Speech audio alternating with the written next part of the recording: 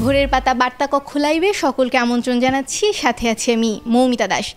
দেশের উল্লেখযোগ্য সংবাদ নিয়ে আমাদের প্রতিদিনকার আয়োজনে শুরুতেই আমাদের হাতে যে সংবাদটি আছে, মুক্তিযুদ্ধের চেতনাই হচ্ছে আমাদের একমাত্র লক্ষ্য, কোটা আন্দোলনকারী শিক্ষার্থীদের উদ্দেশ্যে বলেছেন প্রধানমন্ত্রী শেখ হাসিনা।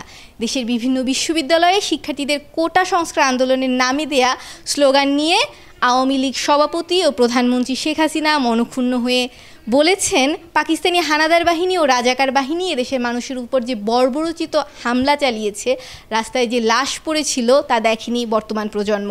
এই কারণে নিজেদের রাজাকার বলতে তাদের লজ্জা হয় না। সোমবার প্রধানমন্ত্রীর কার্যালয়ে বিভিন্ন মন্ত্রণালয় ও বিভাগসমূহে 2024-25 অর্থবছরের বার্ষিক কর্মসম্পাদন চুক্তি স্বাক্ষর অনুষ্ঠান এবং শুদ্ধাচার পুরস্কার বিতরণ অনুষ্ঠানে তিনি কথা বলেন। এরপরে আমাদের হাতে আছে ঢাবিতে আন্দোলনকারী শিক্ষার্থী এবং ছাত্রলীগের ধাওয়া পাল্টা ধাওয়ার খবরটি। ঢাকা বিশ্ববিদ্যালয়ের হলপাড়ায় মুখোমুখি অবস্থান নিয়েছে ছাত্রলীগ এবং আন্দোলনরত শিক্ষার্থীরা। বিকেল 3টার দিকে সংঘর্ষের ঘটনা ঘটে। এতে দুই পক্ষ একে অপরের দিকে ইটপাটকেল ছুটছে। ঢাকা বিশ্ববিদ্যালয়ে আমাদের প্রতিনিধি ঘটনাস্থল থেকে জানিয়েছেন, আন্দোলনকারী শিক্ষার্থী এবং ছাত্রলীগের নেতারা দুই দিকে অবস্থান নিয়ে ইটপাটকেল ছুটছে। এ সময় দুই পক্ষের ধাওয়া পাল্টা দেওয়া হয় এবং মুহূর্তেই ওই এলাকা রণক্ষেত্রে পরিণত হয়। কোটা আন্দোলনকারীদের কঠোর হুঁশিয়ারি দিলেন ডিএমপি কমিশনার। কোটা ইস্যুতে আদালতের আদেশ না মেনে আইনশৃঙ্খলা ভঙ্গজনিত কোনো ধরনের অপতৎপরতা চালালে কঠোর হাতে দমনের হুঁশিয়ারি দিয়েছেন Dhaka metropolitan police DMP commissioner Habibur Rahman.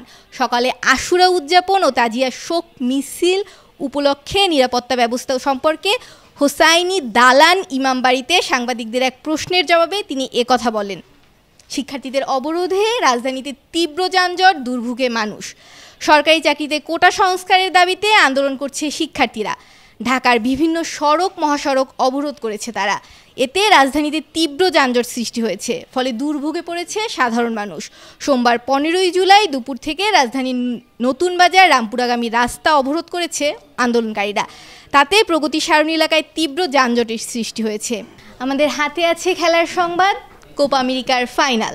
নানা নাটকীয়তার পর অবশেষে শেষ হলো কোপা আমেরিকার ফাইনালে কলম্বিয়াকে 1-0 গোলে হারিয়ে টানা দ্বিতীয়বারের মতো চ্যাম্পিয়ন আর্জেন্টিনা। দর্শক, এই ছিল আমাদের কাছে দেশের উল্লেখযোগ্য সংবাদ। আপডেট পেতে আমাদের সাথে ফেসবুক এবং ইউটিউবে যুক্ত থাকুন। ধন্যবাদ সকলকে।